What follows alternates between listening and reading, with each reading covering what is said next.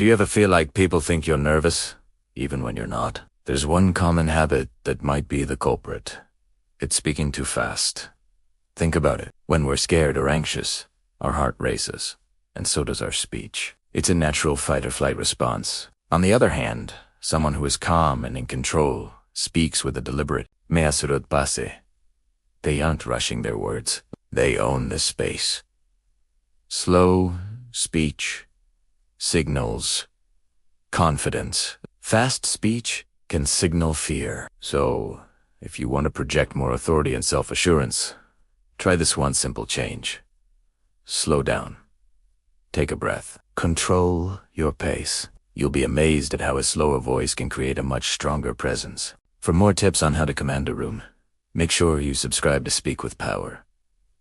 Thanks for watching.